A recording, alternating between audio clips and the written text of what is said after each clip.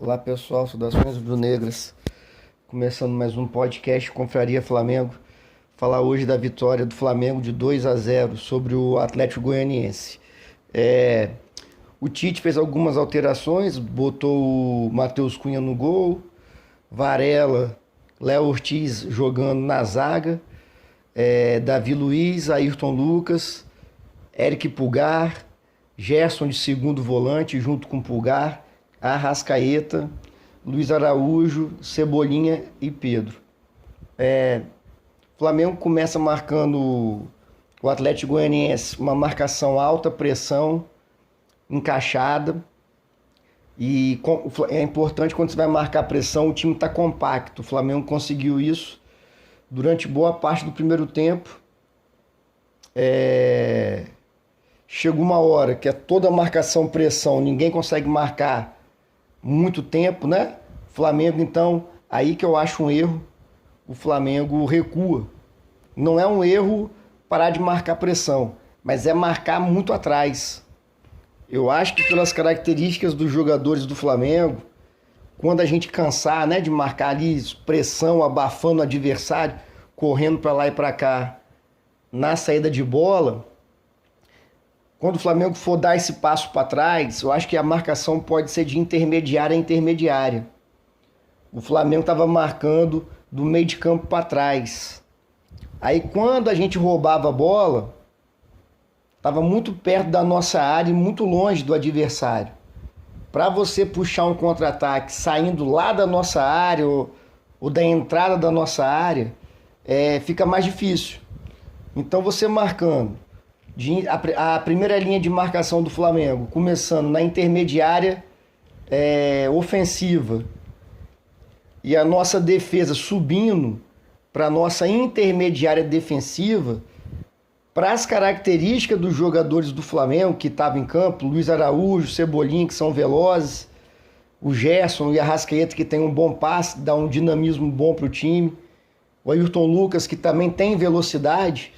Então você marcando de intermediária a intermediária, a primeira vantagem que eu vejo é que para o adversário lançar nas nossas costas tem pouco gramado, né? Tem pouco campo. E quando a gente recuperar a bola, para puxar o contra-ataque é mais fácil, a gente já está perto do gol. Mais perto do gol, no caso. Então o Flamengo rouba a bola ali, né? Com o adversário tentando nos atacar. A nossa defesa recupera a bola na nossa intermediária para sair para o contra-ataque é mais rápido.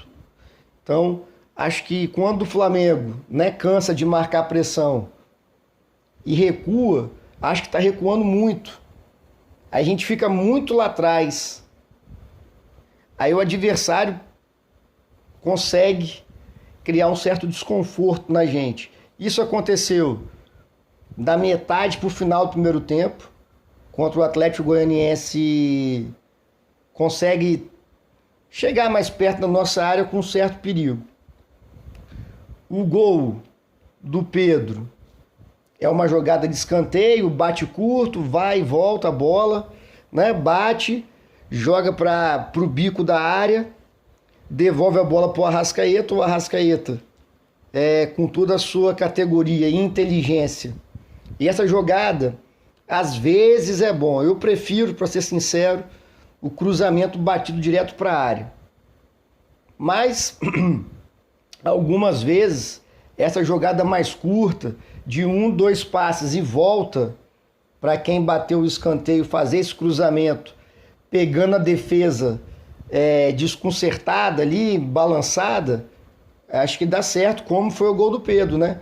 Quando o Arrascaeta cruza, devido a esse vai e vem da bola, antes, né, do cruzamento dele, a gente pega o Pedro e os atacantes do Flamengo de frente pro gol, e os zagueiros, os marcadores do Atlético Goianiense estavam mal posicionados, de costas pro gol deles. Então, assim, quando você consegue pegar o atacante de frente, principalmente o Pedro, que finaliza muito bem, é uma boa jogada. Então, nessa jogada, o Pedro, oportunista, faz 1-0. O Flamengo jogou melhor, como eu disse para mim, quase todo o primeiro tempo. Só no final que o Flamengo marca muito atrás, aí dá para o Atlético Goianiense tentar alguma coisa, mas nada de muito perigo. Em relação à lateral direita, que eu sempre falo, seja o Wesley ou seja o Varela. Quem me acompanha e vê os jogos, acho que concorda comigo. O Varela não sabe cruzar, assim como o Wesley. Então a gente perde uma grande arma, que é o cruzamento para o Pedro. O Pedro já fez gol de peito com o cruzamento do Luiz Araújo. O próprio Ayrton Lucas, algumas vezes, já botou a bola na cabeça do Pedro. Agora a gente perde, porque teve 2 bolas que o Varela pegou sozinho para cruzar. Porra, do jeito que o lateral gosta. Uma ele cruzou na mão do goleiro e a outra foi para fora lá.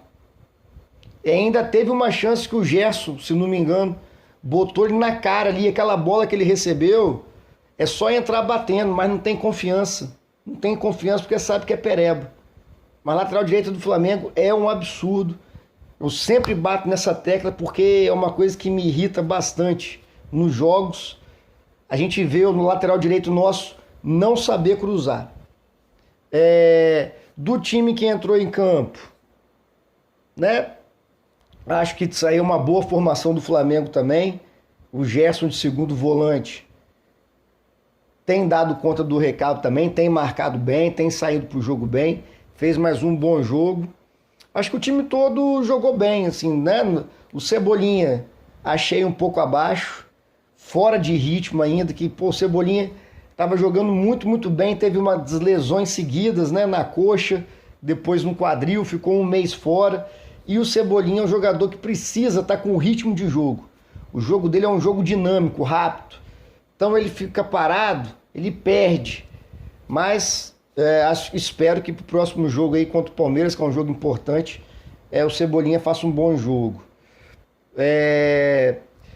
Sobre o Léo Ortiz na zaga, é uma coisa também que eu venho, né, pedindo, assim, achando que o Flamengo ia melhorar. E para mim fica evidente como é que melhora a saída de bola. Primeiro que o Léo Ortiz não é toda bola que ele pega, ele tenta lançamento, ele só vai na boa. Ele lança tanto em diagonal, né, quanto para mesmo lado que ele tá. Ele consegue fazer o lançamento da direita para a esquerda e também consegue lançar essa bola na própria direita, nas costas da zaga. Consegue quebrar linhas de marcação com um passe mais fácil, dá um dinamismo maior do que o Fabrício Bruno. Eu sempre deixo claro que o Fabrício Bruno não é ruim, nem tem que não sei, mas, na minha opinião, principalmente contra times mais retrancados, o Léo Ortiz qualifica muito mais a saída de bola. O Matheus Cunha fez uma ótima defesa numa cabeçada. Já falando do segundo tempo, que essa defesa foi no início do segundo tempo. Uma coisa preocupante é que o Flamengo começa jogando bem, no caso desse jogo, marcando com intensidade.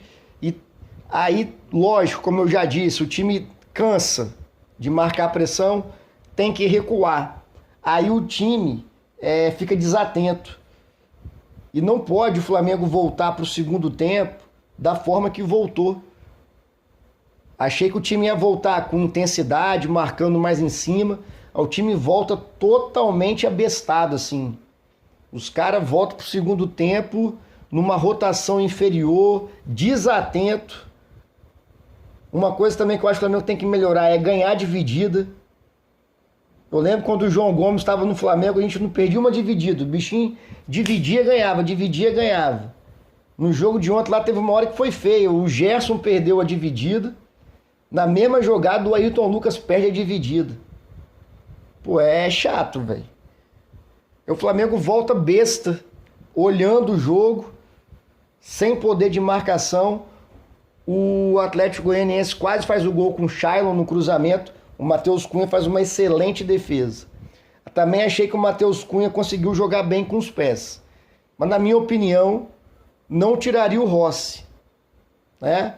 É questão do Tite colocar o Matheus Cunha para jogar a Copa do Brasil Então tá muito tempo sem jogar, ele colocou o Matheus Cunha no jogo contra o Atlético Goianiense para pegar um ritmo de jogo e tal. Sim, não vou criticar isso, assim, que absurdo, né? Os times europeus fazem isso, de colocar o goleiro reserva nas Copas, mas, na minha opinião, mantém o goleiro titular, já está acostumado, está com mais ritmo, já tem um entrosamento maior com os zagueiros, principalmente de cruzamento. Parece besteira, mas não é, né? Já está entrosado ali com a dupla de zaga, já está entrosado quando pega a bola, a saída mais rápida do Rossi, mas enfim, só um parênteses aqui, eu acho que isso não é para tacar pedra no Tite. Aí o time, como eu estava falando, volta moroso para o segundo tempo. Eu acho que acorda e vê que se não reagir, se não correr, vai tomar o segundo gol. Só que aí também, nesse jogo, acho que jogando no Maracanã, o Flamengo apresenta menos esse defeito, que é na fase ofensiva. Pelo menos nesse jogo aconteceu algumas vezes, já é uma melhora dos últimos jogos, principalmente contra o Vitória da Bahia e os outros jogos. O Flamengo ofensivamente não estava tendo triangulações pela ponta.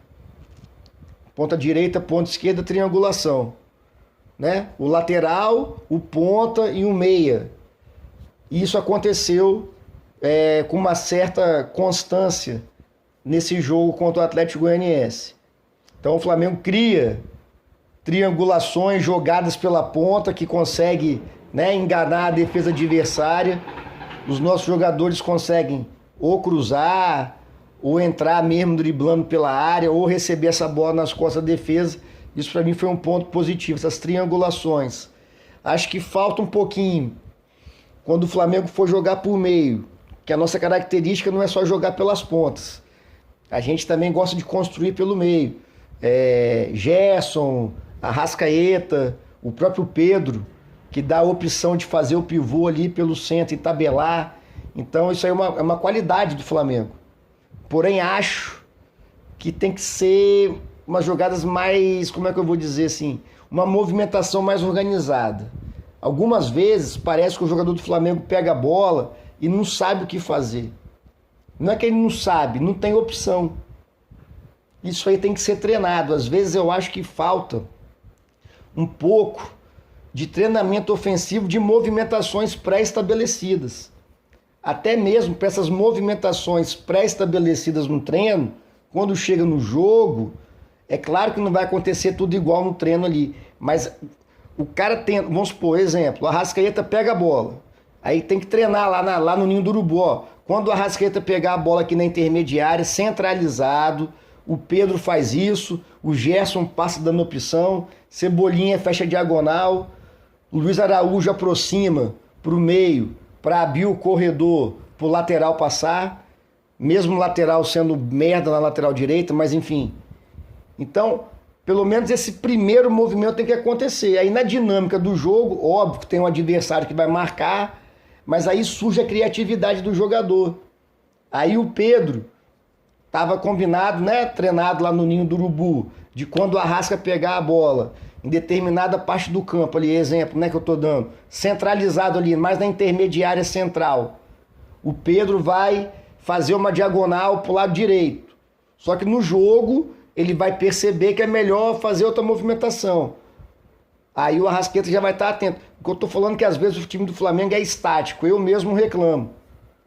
Só que eu tava pensando, cara, esses caras não ficam estáticos porque eles não querem, porque a impressão que dá, algumas vezes, né, é que não é treinado. Em alguns jogos, por exemplo, o jogo contra o Vitória da Bahia, foi horrível ver a total falta de movimentação dos jogadores.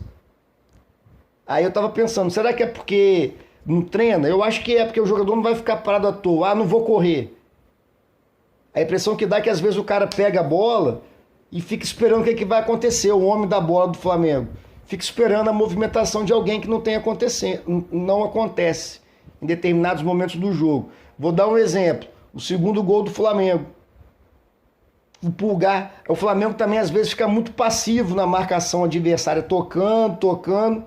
sem finalizar. Acho também que o Flamengo, pelo volume de jogo que tem, o tempo que fica com a bola e a qualidade dos jogadores, tinha que ser mais matador, tinha que ser mais incisivo, tinha que terminar mais jogadas e finalizações. Isso não acontece.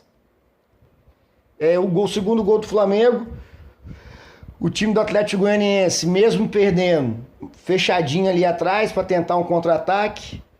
O Pulgar faz uma boa jogada, recebe a bola, ao invés de ficar ali parado, dá uma arrancadinha, né? Passa por 1, 2 adversários, sem driblar, só na velocidade mesmo. Acho o Ayrton Lucas fechando da esquerda para o meio ali, e ele deixa toca para o Arrascaeta. O Arrascaeta muito inteligente. Ele espera a bola passar. Nisso que ele espera a bola passar, correr na frente dele, ele dribla o adversário, sai. Essa bola, ele deixa a bola sair da frente do zagueiro e dá um tapinha no canto. 2-0 Flamengo. Esse gol, né, dá uma acalmada na gente, porque, como eu já disse, no início do segundo tempo, o Atlético Goianiense, devido à total desatenção do Flamengo, um desligamento do jogo, criou alguma chance. Então 2-0, coloca a ordem na casa, aí o Flamengo fica mais seguro, o Tite faz as substituições que tem que fazer, pensando agora nessa maratona insana de agosto aí. 3 jogos contra o Palmeiras, 2 pela Copa do Brasil, 1 pelo Brasileirão, jogo contra o São Paulo pelo Brasileirão, Libertadores e jogo contra o Botafogo. Então, assim, é uma sequência pesada. Mas acho que a gente tem time, tem elenco para passar bem por essa maratona de jogos. Resultado importantíssimo, né? O Flamengo é líder, empatado com 40 pontos com o Botafogo, porém, um jogo a menos. E o que eu mais gostei, não é nem o Botafogo não, que o Botafogo já vai entrar em decadência nesse mês de agosto aí, que eles também têm jogos importantes e tomaram de 3-0 dentro de casa do Cruzeiro, então ali já vai dar pré-crise, Copa do Brasil vai eliminado e acaba o Botafogo aí já mesmo. Mas se o Flamengo vencer o Inter, né, que é o jogo atrasado, o Flamengo vai abrir 7 pontos pro Palmeiras.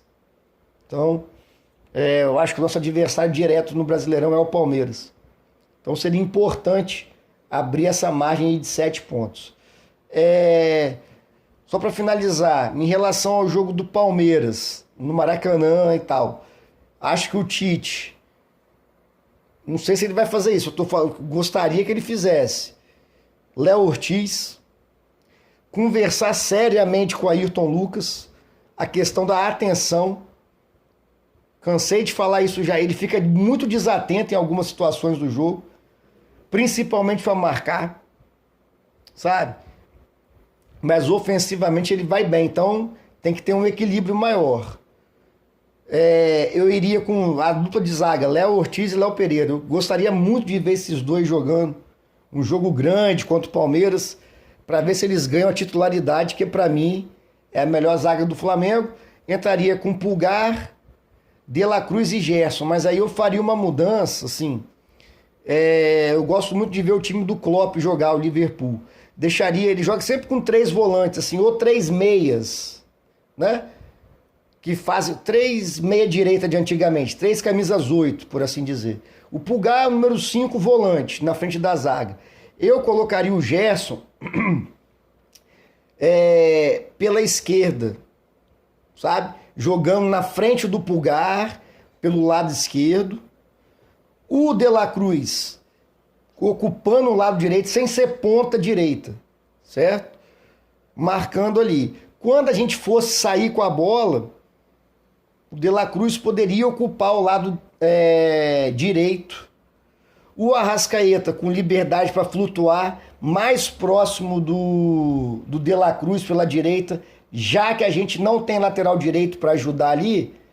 Então, deixaria o Arrasca flutuando do centro para a direita e adiantaria o Gerson junto com o Cebolinha. O Gerson, do lado esquerdo, é muito mais natural para ele. E ele e o Cebolinha dão certo ali. Nesse último jogo, né, contra o Atlético Goianiense, quando o Gerson no segundo tempo cai mais para a esquerda, sai algumas boas jogadas dele com o Cebolinha. Então, na lateral, se, né, nesse meu pensamento, para segurar um pouco mais, eu entraria com o Matias Vinha.